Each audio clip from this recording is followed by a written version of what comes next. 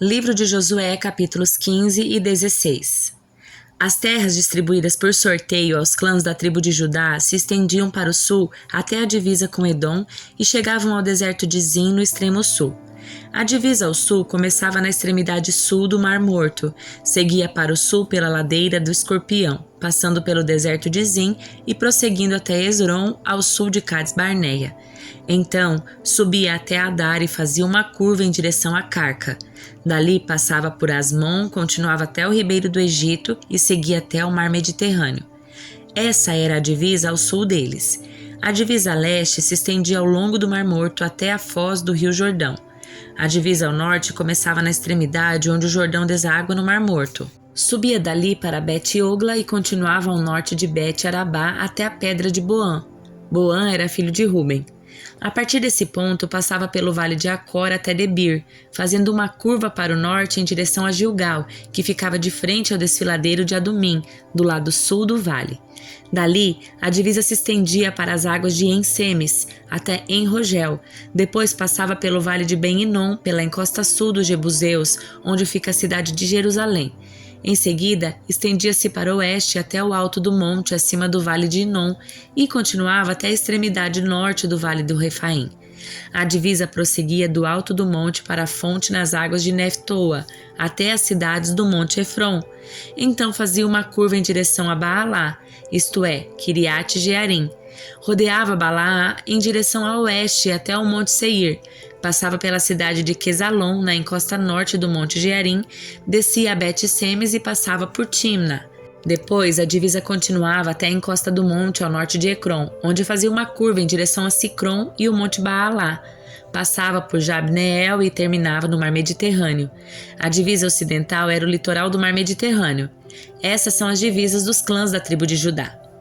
Por ordem do Senhor, Josué designou uma porção no meio do território de Judá para Calebe, filho de Jefoné. Calebe recebeu a cidade de Kiriat Arba, isto é, Hebron, assim chamada por causa de Arba, um antepassado de Enaque. Calebe expulsou 3 grupos de Enaquins, os descendentes de Cesai, de Aimã e de Talmai, filhos de Enaque. Dali ele partiu para lutar contra os habitantes da cidade de Debir, antes chamada de Kiriat Sefer. Calebe disse: darei minha filha Axa em casamento a quem atacar e tomar Kiriat Sefer. Otoniel, filho de Kenaz, irmão de Calebe, tomou a cidade, e Calebe lhe deu Axa como esposa. Quando Axa se casou com Otoniel, ela insistiu para que ele pedisse um campo ao pai dela. Assim que ela desceu do jumento, Calebe lhe perguntou: o que você quer? Ela respondeu: quero mais um presente. O Senhor me deu terras no deserto do Neguebe, agora peço que também me dê as fontes de água. Então Calebe lhe deu as fontes superiores e as fontes inferiores. Essa foi a herança designada aos clãs da tribo de Judá. As cidades de Judá situadas ao longo da divisa com Edom no extremo sul eram Cabzeel, Éder, Jagu, Quiná, Dimona, Adada, Quedes, Azor, Itna, Zifê, Talém, Bealote, Azor Adata, Kiriote Esron, isto é, Azor, Amã, Sema, Moladá, Azargada, Esmon, Bet-Pelete, Azar-Sual, Berseba, Biziotiá, Balá, Lim, Azem, Eutolade, Quesil, Ormá, Ziglag, Madmá, Sanzana, Lebaote, Silim, Aim e Rimon. Ao todo, 29 cidades com os povoados ao redor. As seguintes cidades situadas nas colinas do oeste também foram entregues a Judá: Estaol, Zorá, Asná, Zanoá, Enganim, Tapuã, Enã, Jarmute, Adulão, Socó, Azeca, Saarim, Aditaim, Zederá, Zederotaim, 14 cidades com os povoados ao redor. Também foram incluídas Enã, Adasa, Migdael-Gade, Dileã, Mispá, Jocteel, Lax, Boscate, Eglon, Cabom, Lamas, Kitlis, Gederote, Bet-Dagon, Naamá e Maquedá. 16 cidades com os povoados ao redor. Além dessas, também foram entregues Libna, Éter, Azã, Ifta, Asná, Nezibe, Keila, Aquzibe, Maressa e 9 cidades com os povoados ao redor. O território da tribo de Judá abrangia ainda Ecrom, com assentamentos e povoados ao redor. De Ecrom, a divisa se estendia para o oeste e incluía as cidades perto de Asdod, com os povoados ao redor. Também incluía Asdod, com os assentamentos e povoados ao redor, e Gaza, com assentamentos e povoados ao redor até o ribeiro do Egito, e ao longo do litoral do mar Mediterrâneo. Judá também recebeu estas cidades na região montanhosa: Samir, Jatir, Socó, Daná, Kiriat-Sana, isto é, Debir, Anabe, Estemo, Anim, Gozen, Olom, Gilo, 11 cidades com os povoados ao redor. Foram incluídas ainda Arabe, Dumá, Ezã, Janim, Bet-Tapuã, Afeca, Unta, Kiriat-Arba, isto é, Hebron, e Zior, 9 cidades com os povoados ao seu redor. Além destas, também foram entregues Maom, Carmelo, Zif, Jutá, Jezreel, Joquedeão, Zanoa, Caim, Gibeá e Timna, 10 cidades com os povoados ao redor, e ainda Lu, Betzur, Gedor, Maarate, Bet-Anote, Eltecom, 6 cidades com os povoados ao redor. Também Kiriat-Baal, isto é, Kiriat-Jearim, e Rabá, 2 cidades com os povoados ao redor. No deserto ficavam Bet-Arabá, Midim, Secacá, Nibzã, a cidade do Sal e Engedi, 6 cidades com os povoados ao redor. Contudo, a tribo de Judá não conseguiu expulsar os jebuseus que habitavam em Jerusalém, de modo que os jebuseus vivem lá até hoje no meio de Judá. As terras distribuídas por sorteio aos descendentes de José se estendiam desde o rio Jordão, perto de Jericó, a leste das águas de Jericó, passando pelo deserto até a região montanhosa de Betel. De Betel, isto é, Luz, seguiam para Astarote, no território dos Arquitas. Depois desciam em direção ao oeste, para o território dos Jaftelitas, até Bet-Horon Baixa e dali para Gézer, até o mar Mediterrâneo. Essa foi a herança designada às famílias de Manassés e Efraim, filhos de José. A seguinte herança foi designada aos clãs da tribo de Efraim. Sua divisa começa em Astarote Adar, a leste, dali se estendia para Betel-Horon Alta e depois para o mar Mediterrâneo. De Micmetá, ao norte, fazia uma curva para o leste e passava por Taanat e Siló, a leste de Janoa. De Janoa fazia uma curva para o sul até Atarote, na Arate, chegava até Jericó e terminava no Rio Jordão. De Tapua, a divisa se estendia para o oeste em direção ao Vale de Caná e dali chegava até o mar Mediterrâneo. Essa foi a porção de terra designada como herança para os clãs da tribo de Efraim. Além disso, algumas cidades com os povoados ao redor, no território designado como herança à meia tribo de Manassés, foram separadas para a tribo de Efraim. Eles não expulsaram os cananeus de Gézer, de modo que os habitantes de Gézer vivem até hoje no meio de Efraim, submetidos a trabalhos forçados. Livro de Jó, capítulo 20. Então Zofar de Naamá respondeu: Preciso falar, pois é profundo o meu incômodo. Tive de suportar seus insultos, mas agora o meu espírito me leva a responder. Você não sabe que desde a antiguidade, desde que o ser humano foi posto na terra, o triunfo dos perversos dura pouco e a alegria dos ímpios é apenas temporária? Embora seu orgulho chegue aos céus, a sua cabeça toque as nuvens, eles desaparecerão para sempre, lançados fora como seu próprio excremento. Seus conhecidos perguntarão: onde estão eles? Passarão como um sonho e não serão encontrados. Desaparecerão como uma visão na noite. Aqueles que o viram não os verão mais. Suas famílias não os reconhecerão.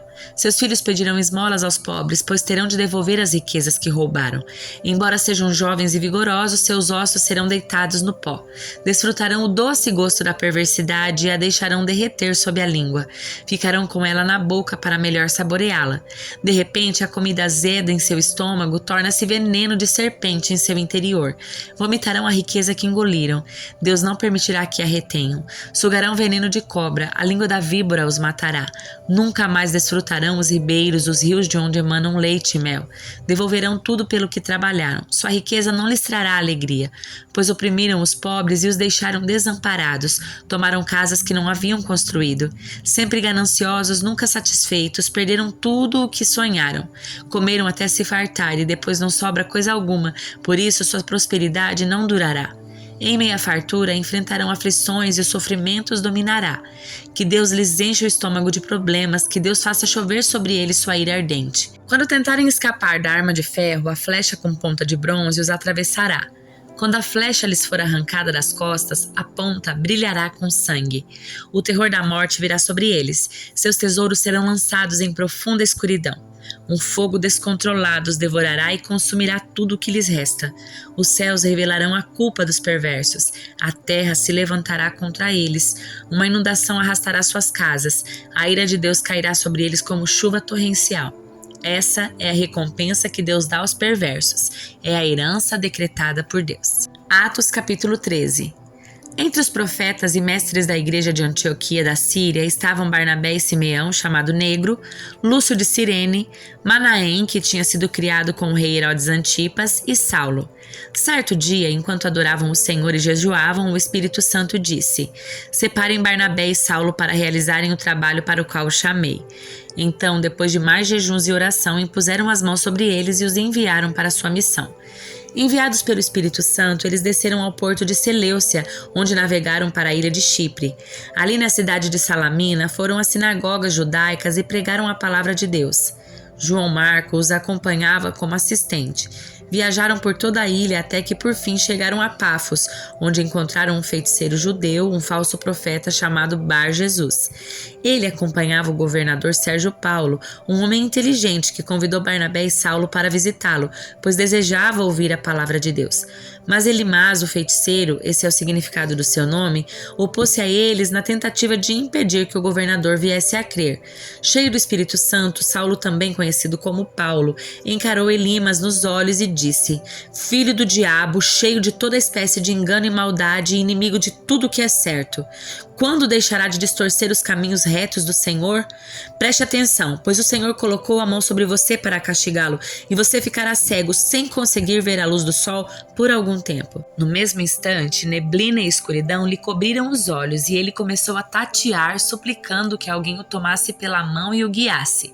Quando o governador viu o que havia acontecido, creu muito admirado com o ensino a respeito do Senhor.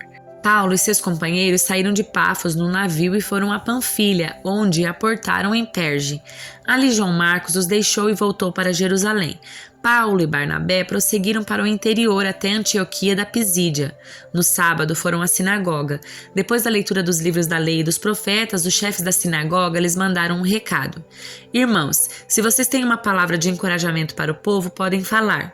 Então Paulo ficou em pé, levantou a mão para pedir silêncio e começou a falar: "Homens de Israel e gentios tementes a Deus, ouçam-me. O Deus dessa nação de Israel escolheu nossos antepassados e fez que se multiplicassem e se fortalecessem durante o tempo em que ficaram no Egito. Então, com um braço poderoso, ele os tirou da escravidão. Ele suportou seu comportamento durante os 40 anos em que andaram sem rumo pelo deserto. Destruiu 7 nações em Canaã e deu seu território a Israel como herança.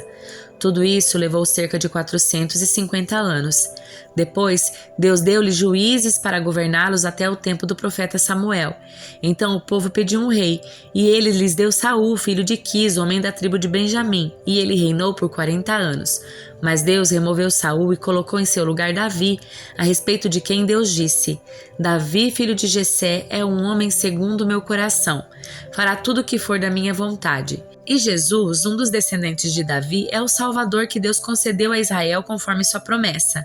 Antes da vinda de Jesus, João Batista anunciou que todo o povo de Israel precisava se arrepender e ser batizado. Quando João estava concluindo seu trabalho, perguntou: Vocês pensam que eu sou o Cristo? Não sou, mas ele vem em breve e não sou digno sequer de desamarrar as correias das suas sandálias. Irmãos, vocês que são filhos de Abraão e também vocês gentios tementes a Deus, esta mensagem de salvação foi enviada a vocês. O povo de Jerusalém e seus líderes não reconheceram que Jesus era aquele a respeito de quem o profeta havia falado. Em vez disso, eles condenaram e, ao fazê-lo, cumpriram as palavras dos profetas, que são lidas todos os sábados. Não encontraram motivo legal para executá-lo, mas ainda assim pediram a Pilatos que o matasse. Depois de cumprirem tudo o que os profetas diziam a respeito dele, eles o tiraram da cruz e o colocaram no túmulo, mas Deus o ressuscitou dos mortos, e por muitos dias ele apareceu àqueles que o tinham acompanhado da Galiléia para Jerusalém. Agora eles são suas testemunhas diante do povo. Estamos aqui para trazer a vocês essa boa nova. A promessa foi feita a nossos antepassados, e agora Deus a cumpriu para nós, os descendentes deles, ao ressuscitar Jesus. É isto que o segundo salmo diz a respeito dele: Você é meu filho, hoje eu o gerei. Pois Deus havia prometido ressuscitá-lo dos mortos para que jamais apodrecesse no túmulo. Ele disse: Eu lhes darei as bênçãos sagradas que prometi a Davi. Em outro salmo, ele explicou de modo mais direto: Não permitirás que o teu santo apodreça no túmulo. Não se trata de uma referência a Davi, porque depois que Davi fez a vontade de Deus em sua geração, morreu e foi sepultado com seus antepassados e seu corpo apodreceu. É uma referência a outra pessoa, a alguém a quem Deus ressuscitou e cujo corpo não apodreceu. Ouçam, irmãos, estamos aqui para proclamar que por meio de Jesus há perdão para os pecados. Todo que nele crê é declarado justo diante de Deus, algo que a lei de Moisés jamais pôde fazer. Por isso, tomem cuidado para que não apliquem a vocês as palavras do profeta. Olhem, zombadores, fiquem admirados e morram, pois faço algo em seus dias, algo em que vocês não acreditariam, mesmo que lhe contassem. Quando Paulo e Barnabé estavam saindo da sinagoga, o povo pediu que voltassem a falar dessas coisas na semana seguinte. Muitos judeus e gentios devotos convertidos ao judaísmo seguiram Paulo e Barnabé, que insistiam com eles para que continuassem a confiar na graça de Deus. No sábado seguinte, quase toda a cidade compareceu para ouvir a palavra do Senhor. Quando alguns dos judeus viram as multidões, ficaram com inveja, de modo que difamaram Paulo e contestavam tudo o que ele dizia. Então Paulo e Barnabé se pronunciaram corajosamente, dizendo: era necessário que pregássemos a palavra de Deus primeiro a vocês, judeus. Mas uma vez que vocês a rejeitaram e não se consideram dignos da vida eterna, agora vamos oferecê-la aos gentios. Pois foi isso que o Senhor nos ordenou quando disse: fiz de você uma luz para os gentios, para levar a salvação até os lugares mais distantes da terra. Quando ouviram isso, os gentios se alegraram e agradeceram ao Senhor por essa mensagem, e todos que haviam sido escolhidos para a vida eterna creram. Assim, a palavra do Senhor se espalhou por toda aquela região. Então os judeus, instigando as mulheres religiosas influentes e as autoridades da cidade, provocaram uma multidão contra Paulo e Barnabé e os expulsaram dali. Eles, porém, sacudiram o pó dos pés em sinal de reprovação e foram à cidade de Icônio. E os discípulos estavam cheios de alegria e do Espírito Santo.